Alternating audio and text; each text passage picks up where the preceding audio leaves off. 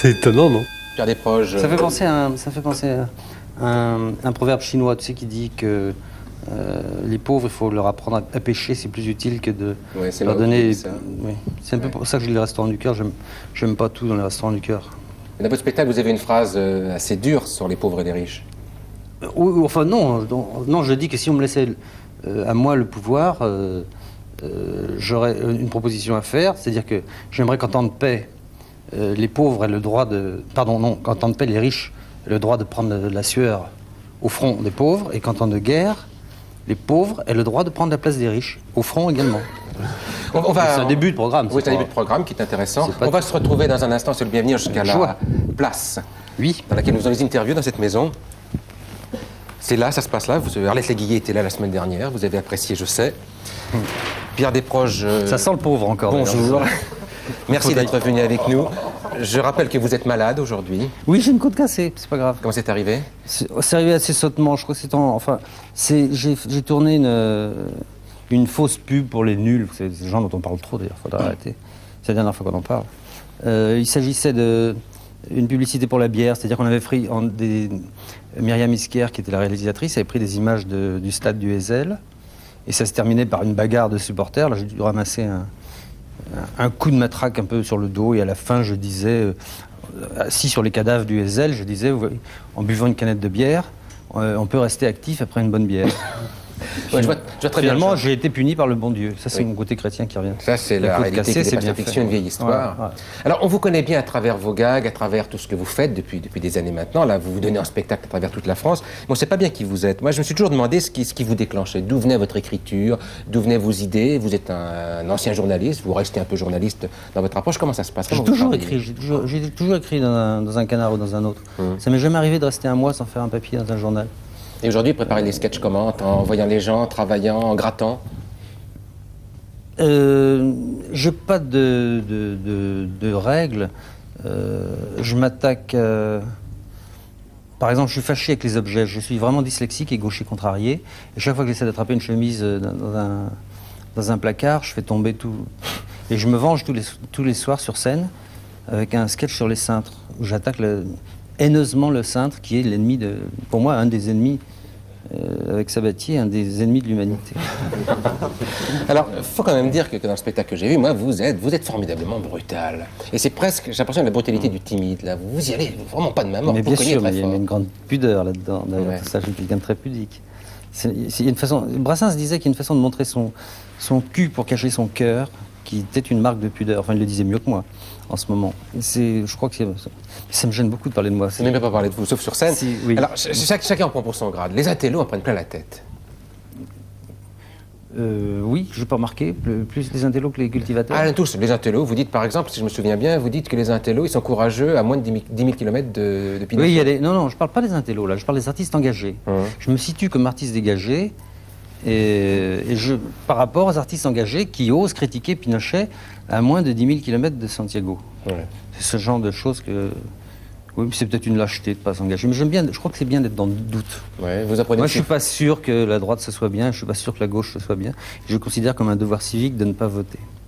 Alors, on va en parler. Vous apprenez également à Marguerite Duras, par exemple, que vous n'aimez pas des masses, j'ai l'impression. C'est-à-dire que je ne comprends pas tout. Et ça m'énerve. Ça m'énerve. Il y a certains bouquins, j'arrive, mais enfin, je précise aussi, parce qu'il faut être honnête dans ce spectacle, que Marguerite Duras n'a pas écrit que des conneries. Elle en a aussi filmé. Donc je suis quand même assez ouvert. Mais c'est vrai que là, vous la traitez d'apologiste sénile. Des infanticides ruraux, bah oui, elle a fait un papier dans Le Monde. Dans l'IB. Dans l'IB, oui, je confonds toujours. C'est celui qui est lisible, l'autre. C'est celui qu'il faut avoir sous le bras en ce moment, c'est l'IB. En principe, c'est ce qu'on dit, oui. Mais on peut avoir l'autre sous l'autre bras. Oui. Et vous êtes en train de faire, vous avez même terminé, un anti-almanach Vermo. Alors ça, c'est complètement Desproges. Ah oui, là, je suis en train de finir... Mon éditeur voulait pas que j'en parle trop vite, il avait peur que Collaro ou Sabatier apprennent à écrire pour faire le même. Mais là, on les baise. Excusez-moi, ce geste inélégant, cette émission anglaise. C'est pas votre genre en plus. Non, mais c'était un peu de fatigue. C'est pour voir si la côte marche bien. Et oui, c'est un almanach qui va s'appeler carrément l'almanach Desproges, restons simples. Ouais. Alors, dans lequel il y aura des dictons. Ce genre de dictons, c'est quoi? Ce sera un véritable almanach, hein, c'est-à-dire qu'il y aura sur la page de droite il y aura un semainier avec le... Lundi, mardi, mercredi. Oui, sauf qu'au lieu de mettre le saint de la semaine, on mettra le con de la semaine. Et je pense que du reste, c'est très vague. Ça va de Mitterrand à Chirac en passant par... j'ai oublié, je sais plus, je les ai pas tous en tête, mais il y a des gens qui sont pas évidents. Il y a Lalanne, il y a Poivre d'Arvor, qui est un ami à vous, qui est con comme la bite à sa marraine. Ça, vous irez le lui dire vous-même. Les dictons, c'est quoi? Oui. Ah bah les dictons, c'est des dictons que j'ai inventés, mais dans le style des dictons... des dictons classiques. Il y en a un que j'aime beaucoup, bien qu'il soit de moi, c'est... et puis qui est complètement vrai, c'est à trop manger sa mère, on devient orphelin.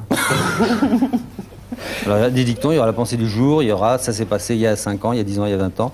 Comme le Vermont, quoi, exactement. C'est une copie. Je pense d'ailleurs que le Vermont va me faire interdire parce que ça va ressembler énormément au Vermont. Vous suivez la politique de très près, vous? Ça vous intéresse? Non, pas du tout. Non, pas du tout. C'est-à-dire, si, ça m'intéresse de très loin, au contraire. Ouais.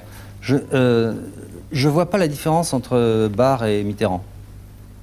Si c'est ça, voir la politique de près, je vois pas. Pour moi, c'est le même qui fait les deux. Par rapport, parce que c'est vrai, si on réfléchit au bilan de la droite et au bilan de la gauche, c'est ça, être un artiste dégagé. Ouais. J'expliquais il n'y a pas longtemps à un député maire de Saint-Nazaire qui m'a très bien reçu et qui m'a saoulé la gueule après un spectacle que j'ai fait dans sa bonne ville.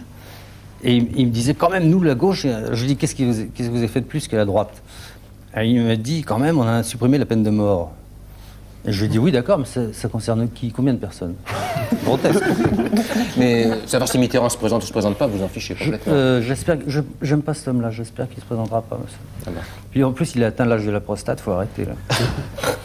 Mais moi, s'il se présente, ça m'est complètement égal. Vraiment, ça ne changera pas grand-chose. Merci Pierre Desproges d'avoir. Mais il y a un détail, je peux me permettre? Je vous en prie. Qui me fait penser, quand même, quoi que je dise que je ne m'intéresse pas à la politique de près, que Mitterrand va se représenter, c'est que on l'a un peu oublié, mais son premier acte politique, quand il a pris le fauteuil de Giscard, ça a été de pisser autour de l'Élysée pour délimiter son territoire. Et ça, une fouine qui fait ça, elle s'en va plus après. Je crois. Hein. Bon. Bah écoutez, merci d'avoir répondu si franchement à nos questions, Pierre Desproges. Vous reviendrez peut-être dans 2 ans. Si vous voulez. On va voir. On va voir. En tout cas, alors, ce qui serait bien, c'est que si la gauche passe, la gauche laisse dire ce genre de conneries aux gens de droite. C'est ça l'avantage de la gauche sur la droite. Et ça, c'est tout votre spectacle qui n'en laisse effectivement pour personne.